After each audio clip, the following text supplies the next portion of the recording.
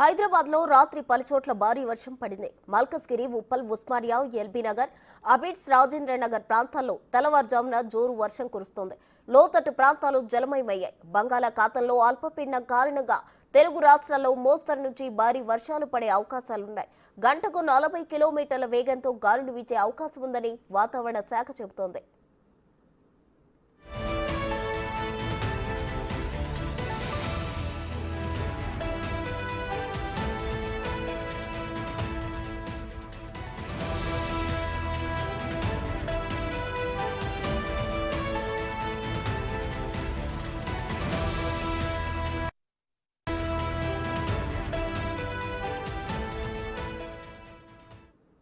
మరిన్ని వివరాలు మా ప్రతినిధి రామ్ ప్రసాద్ లైవ్ లో అందించడానికి సిద్ధంగా ఉన్నారు. రామ్ ప్రసాద్, చెప్పండి. అయితే రాత్రి హైదరాబాద్ లో పలు చోట్ల వర్షం కురిసినట్లు తెలిసింది. అలాగే రాబోయే రోజుల్లో కూడా అల్పపీడనం కారణంగా మోస్తరు నుంచి భారీ వర్షాలు కురిసే ఛాన్స్ ఉందా అని వాతావరణ శాఖ అయితే హెచ్చరిస్తుంది. దీనికి సంబంధించిన ఓవరాల్ డీటెయిల్స్ ఏంటి రామ్ ప్రసాద్?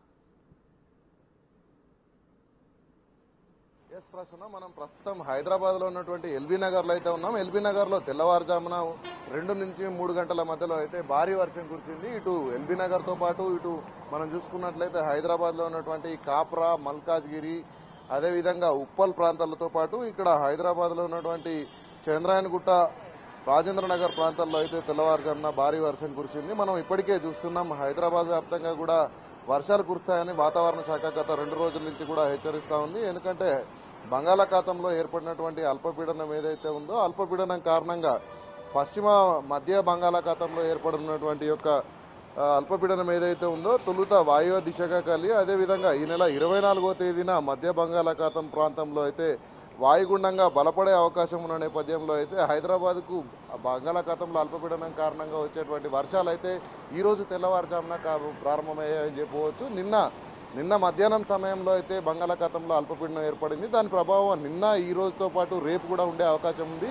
పూర్తి స్థాయిలో మనం చూసుకున్నట్లయితే హైదరాబాద్లో ప్రస్తుతం ఒక ప్రాంతం మొత్తం కూడా అంటే ఇటు కాప్రా నుంచి మొదలుకొని రాజేంద్ర నగర్ వరకు కర్మాన్ ఘాట్ మీదుగా ఎల్బీ నగర్ ఈ ప్రాంతాలన్నింటిలో కూడా భారీ వర్షం కురిసింది. నిన్న ఎల్బీ నగర్లో కురిసినటువంటి తెల్లవారుజామున కురిసినటువంటి వర్షానికి అయితే మనం చూడవచ్చు రోడ్ల పైన వచ్చి నీరైతే నిలవడం జరిగింది. అంతేకాకుండా ఇప్పటికే మనం చూస్తున్నాం గత వారం రోజుల నుంచి కూడా ఈ యొక్క బంగాళాఖాతంలో అల్పపీడనానికి సంబంధించి వాతావరణ శాఖ అధికారులు అయితే హెచ్చరికలు జారీ చేస్తూ ఉన్నారు. ఎందుకంటే హైదరాబాద్లో వర్షం ఒక గంట పాటు వర్షం కురిస్తేనే చాలా ప్రాంతాలలో అయితే వాటర్ కొంత స్టాగ్నేట్ అయ్యేటువంటి పరిస్థితి ఉన్న నేపథ్యంలో అయితే ప్రజలందరూ కూడా అలర్ట్గా ఉండడంతో పాటు ముఖ్యంగా వాహనదారులందరూ కూడా రోడ్లు దాటే క్రమంలో అయితే భారీ వరదలలో నుంచి చెరువులను నదులను తలపిస్తున్న నేపథ్యంలో దాటే క్రమంలో అయితే కొంత సమన్వయం పాటించాలి. ఎందుకంటే ప్రమాదాలు జరిగినట్లయితే కొంత ప్రజలకు ఇబ్బందులు కలిగే అవకాశం ఉన్న నేపథ్యంలో అయితే పూర్తి స్థాయిలో అధికారులందరూ అయితే హెచ్చరిస్తూ ఉన్నారు. ఇప్పటికే జిహెచ్ఎంసీకి సంబంధించినటువంటి కమిషనర్తో పాటు ఈవీడీఎంకి సంబంధించినటువంటి వివిధ శాఖల అధికారులు కూడా పూర్తి స్థాయిలో ప్రజలకు ఎప్పటికప్పుడు అందుబాటులో ఉంటా ఉన్నారు. ఎందుకంటే వర్షం ఎప్పుడు వచ్చినా కూడా